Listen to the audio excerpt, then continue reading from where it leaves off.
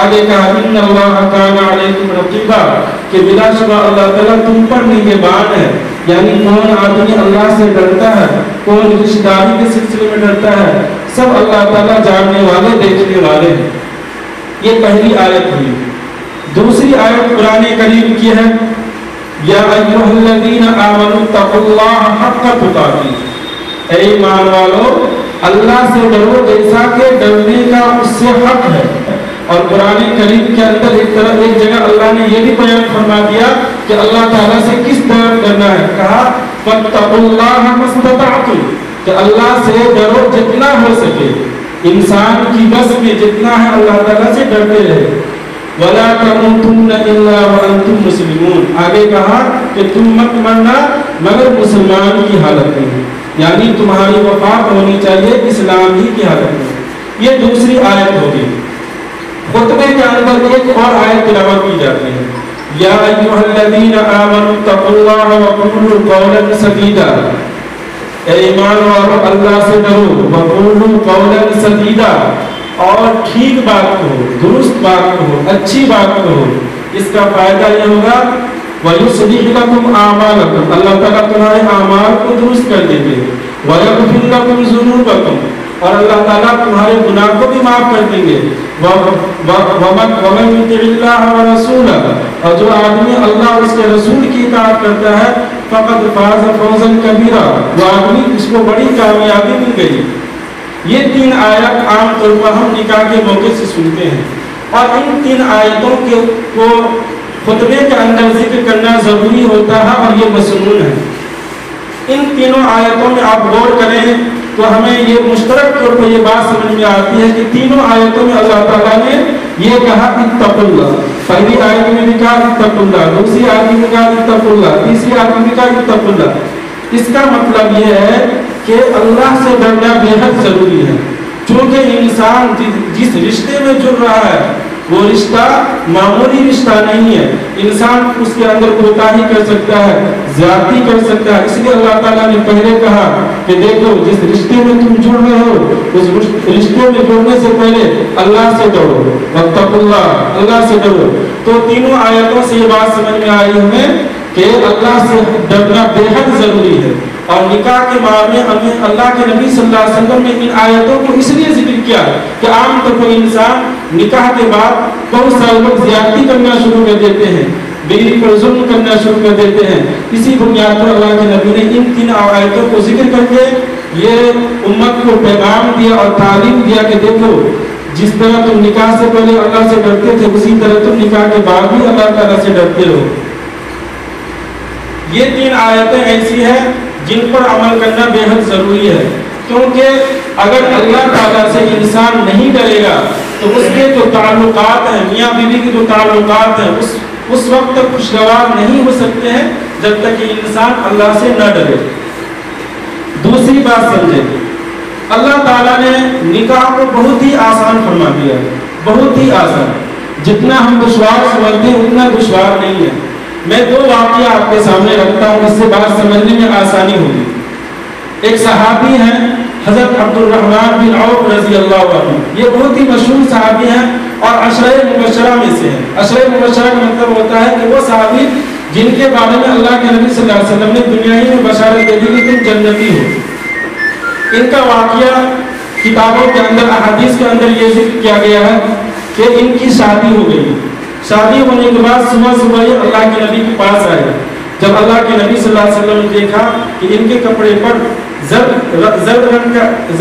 رنگ لگا ہوا، پیلا لگا ہوا، پیلے کلر کا، تو اللہ کے نبی صلی اللہ علیہ وسلم نے ان سے پوچھا کہ اے عبد الرحمن یہ کس طرح کا کلر ہے، یہ کس طرح کا رنگ ہے؟ انہوں نے کہا اللہ کے نبی ہم نے کل شادی کی ہے، اسی کا رنگ لگا ہوا ہے۔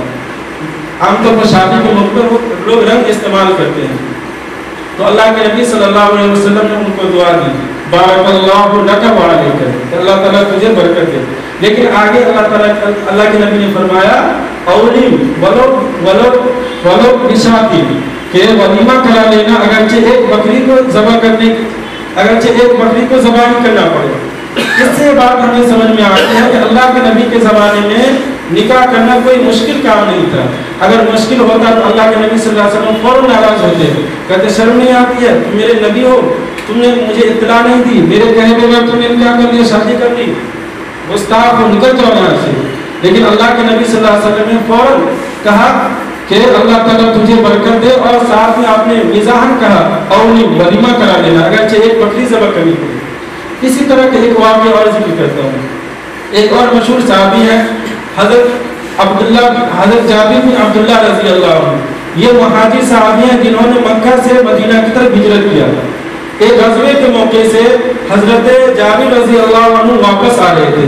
جس اونٹنی پر یہ سوار تھے, یہ اونٹنی بہت ہی سست رفتار تھی, اریل تھی, اونٹنی چل ہی نہیں رہی تھی. تو اللہ کے نبی صلی اللہ علیہ وسلم ان کے لیے رک جاتے تھے, پھر جب وہ آ جاتے تو پھر ان کے ساتھ چلتے تھے. لیکن اللہ کے نبی اونٹنی آگے بڑھ جاتی, پھر یہ پیچھے ہو جاتے. تو اللہ کے نبی صلی اللہ علیہ وسلم نے ایک مرتبہ روک کے پوچھا, آخر کیا ہو جائے کہ تم قافلے سے پیچھے ہو جاتے ہو؟ تو انہوں نے کہا اللہ کے نبی میری اونٹنی بہت اریل ہے, سست ہے, تیز نہیں چل پاتی ہے. پھر اللہ کے نبی صلی اللہ علیہ وسلم نے ٹہنی لی, اس کو ہلکا سے مارا, مارتے ہی وہ تیز رفتار میں چلنا شروع کر دیا. راستے میں اللہ کے نبی صلی اللہ علیہ وسلم ان کے ساتھ ہی جا رہے تھے. تو انہوں نے اللہ کے نبی صلی اللہ علیہ وسلم نے کہا کہ تمہاری شادی ہو گئی ہے؟ انہوں نے کہا اللہ کے نبی میری شادی ہو گئی. کب شادی ہوئی؟ تو میں نے مدینہ کے اندر شادی کر لی, جب جنگ کے موقع سے ہم آئے تھے تو وہیں پہ ہم نے شادی کر لی. اللہ کے نبی نے پوچھا کہ تم نے باقرہ سے کیا یا سیبہ سے؟ باقرہ کا مطلب ہوتا ہے جس کا پہلا نکاح ہوا, یعنی کوئی شادی نہ ہوا ہو, اور سیاح وہ بولتے ہیں جس کا نکاح ہو چکا ہو. تو انہوں نے کہا اللہ کے نبی ہم نے سیبہ سے نکاح کیا, یعنی اس کی شادی پہلے سے ہو چکی تھی, کسی کے نکاح میں آ چکی تھی. تو پھر کہا اللہ کے نبی نے کہ تم نے باقرہ سے کیوں نہیں کیا, یعنی غیر شادی شدہ لڑکی سے کیوں نہیں کہا؟ تو انہوں نے کہا اللہ کے نبی میرے والد صاحب کا انتقال ہو گیا ہے, میرے چھوٹے چھوٹے بھائی بہن ہیں, اگر ہم باقرہ سے نکاح کر لیتے تو پھر دیکھ بھال وہ نہیں کرتی, اور یہ تو سیبہ ہے یعنی شادی شدہ ہے, اس کو تجربہ ہے, یہ میرے بھائی بہن کی حفاظت کرے گی. تو اللہ کے نبی صلی اللہ علیہ وسلم نے اس موقع سے بھی ان کو دعا دی, بارک اللہ لک و علیک. ان دونوں واقعات سے یہ بات ہمیں سمجھ میں آتی ہے کہ اللہ کے نبی صلی اللہ علیہ وسلم کے زمانے میں نکاح کرنا بہت ہی آسان تھا, بہت آسان تھا. اگر دشوار ہوتا تو اللہ کے نبی صلی اللہ علیہ وسلم فوراً ٹوک دیتے کہ تمہیں شرم نہیں آتی ہے, تم میرے صحابی ہو. آج کل اگر ایسا ہو جائے کہ استاد کے شاگرد ہوں اور ان کا نکاح ہو جائے اور بعد میں پتہ چلے تو ناراض ہو جاتے ہیں. پیر کو اگر نہ پتہ چل پائے کہ مرید کا نکاح ہو گیا تو فوراً ناراض ہو جاتے ہیں, ان سے جو بیعت کا سلسلہ ہوتا ہے وہ ختم کرنے کے لیے تیار ہو جاتے ہیں. لیکن اللہ کے نبی صلی اللہ علیہ وسلم نے اس طرح نہیں کیا. گویا کہ اللہ کے نبی نے یہ امت کو تعلیم دی ہے کہ جتنا ہو سکے نکاح کو آسان کرو. ہمیں یہ شرط نہیں لگانی ہے کہ تقریب ہو, منگنی ہو, انگیجمنٹ ہو, 10 لوگوں کو بلایا جائے, بس 2 گواہ کی موجودگی ہو, انسان نکاح کر لے, جتنی آسانی ہو سکے. تیسری بات, اللہ کے نبی صلی اللہ علیہ وسلم نے یہ تعلیم دی ہے امت کو کہ جتنا جلد ہو سکے نکاح جلدی کر لینی چاہیے. ایک حدیث میں آتا ہے, حضرت علی صاحب نے فرمایا صلاۃ لا تؤخرها, اے علی 3 چیزوں میں کبھی بھی تاخیر نہیں کرنا. نمبر 1 الصلاۃ اذا آنت, کہ جب نماز کا وقت ہو جائے, یعنی جب نماز کا وقت شروع ہو جائے تو اس میں تاخیر مت کرنا, کیونکہ ہو سکتا ہے کہ تم اگر نماز میں تاخیر کر دو بعد میں حالات ویسے نہ ہو یا تمہارے پاس وقت نہ مل پائے, اس لیے جلدی کرنا, فوراً نماز پڑھ لینا, وقت شروع ہوتی ہے. دوسری بات آپ نے فرمائی والجنازۃ اذا حضرت, کہ جنازے جب حاضر ہو جائے تو اس میں بھی جلدی کرنا, کیونکہ جنازے کو آدمی جتنا جلدی دفن کفن کر دے وہ بہتر ہوتا ہے. اس لیے اللہ کے نے فرمایا کہ اس میں بھی تاخیر مت کرنا. تیسری بات آپ نے فرمائی والاییم اذا وجدت لها کفوا, کہ غیر شادی شدہ لڑکی, بے شوہر لڑکی کے لیے اگر تمہارے سامنے مناسب رشتہ آ جائے تو فوراً اس کا نکاح کر دینا, کیونکہ یہ مناسب رشتہ ہر وقت نہیں آتا ہے, اس لیے تم جلدی نکاح کر دینا. اس حدیث سے یہی پتہ چلتا ہے کہ جہاں تک ہو سکے انسان کو مناسب رشتہ مل جائے تو جلدی کر لے.